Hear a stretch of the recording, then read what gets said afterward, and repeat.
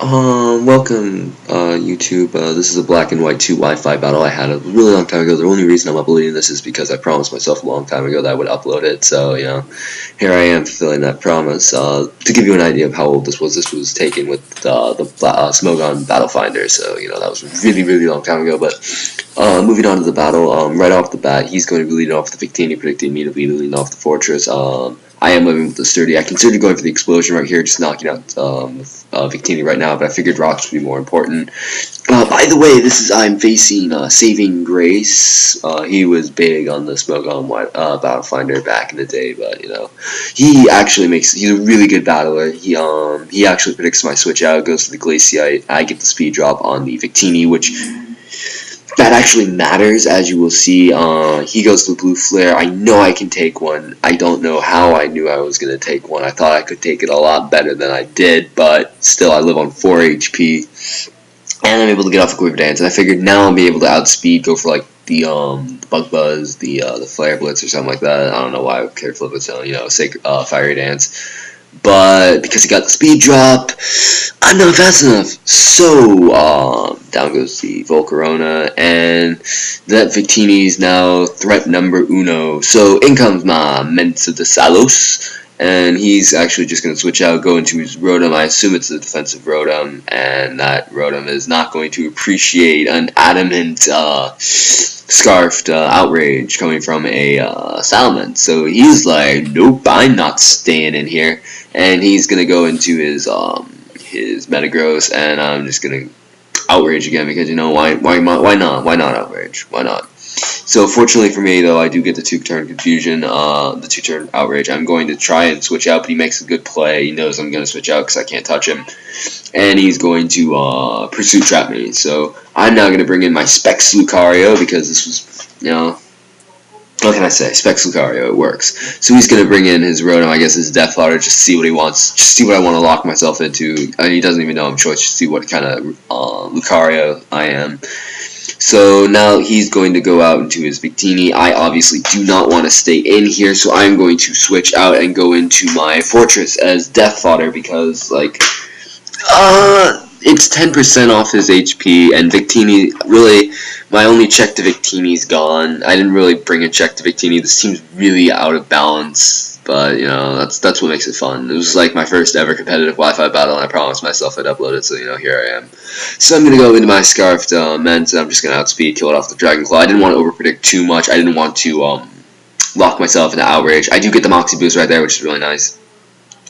So now he's going to go into his Gliscor. That was obviously a misclick because he's now going to immediately switch out, go into his Metagross, which is what he should have done in the first place, but whatever.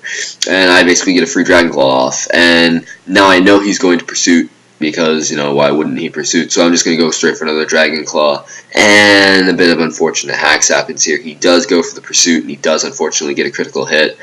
I'm going to say that crit mattered because if he didn't crit me, I would have at least been able to take out the Metagross, and that was really the only thing stopping my Salamence from sweeping. But oh well, hacks is hacks. He's gonna now switch out, go into the Gliscor, and I'm gonna go for an Aura Sphere. It is a resisted hit, but Gliscor is not especially bulky, and in hindsight, I probably should have stayed in, just went for another Aura Sphere, but I wanted to play it safe, go out into my Ferrothorn. I didn't know what to expect. I probably was expecting like an Earthquake or something. But he's actually going to go for the Flying Gem Acrobatics, which is like pretty awesome, I gotta say. So right here, I believe, he goes for the Swords Dance, and I go for the Leech Seed, I want to say. It's been a while since I've actually seen. No, I go for Layer Spikes. Forget it. Entry Hazards. It's gotta be good, right? Gotta be.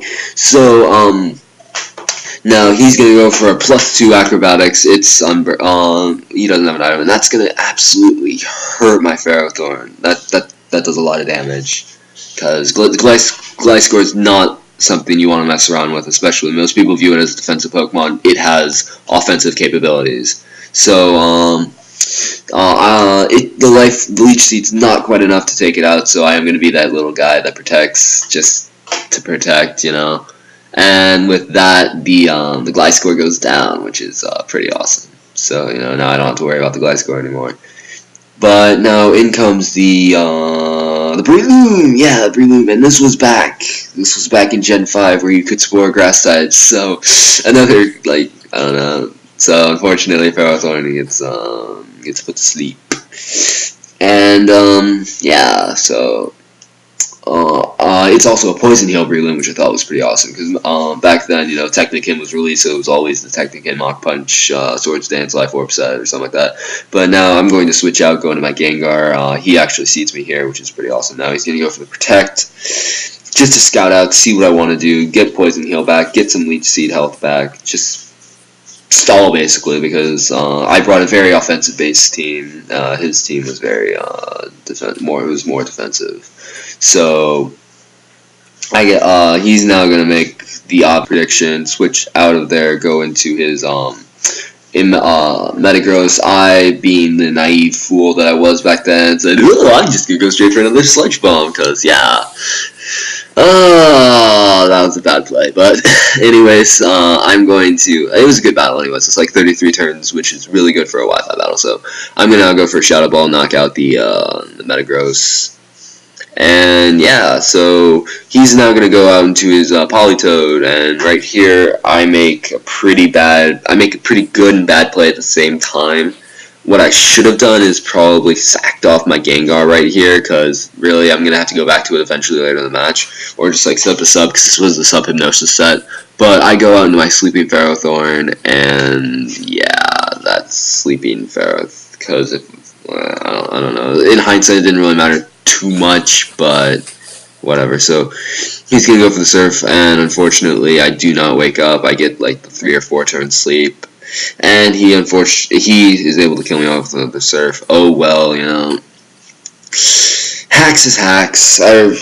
It's just hacks. I don't really care too much. But anyway, I'm gonna go into my Gengar now. Gengar is gonna be all like substitute, and actually that wasn't even a prediction, but I just went for the substitute. Just wanted to see what he was gonna do, and he actually flung the Light Ball, which could have been detrimental if I didn't sub right there. So. It's kind of a good thing I subbed, but now I'm gonna go for Hypnosis because this is a sub Hypnosis dual stab Gengar. I really like that. It worked good in 5th gen. I'm not sure about 6th gen though. So now that his Politoed's asleep, I feel relatively safe setting up substitute. But unfortunately, he gets the first turn wake. So Hacks is definitely on SavinGrace's side this match, but. Overall, it was a pretty good match. So now I'm just going to go for a Shadow Ball. I really don't want to risk the Hypnosis miss again. I just want to see how much a Shadow Ball does, and it does absolutely nothing. It's especially defensive Politoed. So, goodbye, Gengar. So now I'm going to go to Lucario. In hindsight, I probably should have just risked the Hypnosis miss, just because, just should have. But now I'm going to go for the Specs Aura Sphere, and that is able to knock out the Politoed, which is pretty awesome. And now in comes his last Pokemon, which is the Breloom, and the Breloom is just going to Protect, just to get the little bit of HP back, and that Protect actually probably won him the game. That Protect right there won him the game, because not only did he get to see, but he also got that 12% back from Poison Heal, and that 12% probably is about... it probably has about 20% left, never mind, but still. He is able to get off the Spore, and then he goes... I don't get the first turn wake, which is pretty unfortunate. And then he's able to finish me off with a critical hit! Another critical hit. Not quite sure how much that crit mattered. Depends on how much attack investment he has. But overall, GG. It was a 1-0 victory, so... I hope you enjoyed that battle. I hope you enjoyed my narration. As always, I'm Blazeshadowthorn. Thank you for watching.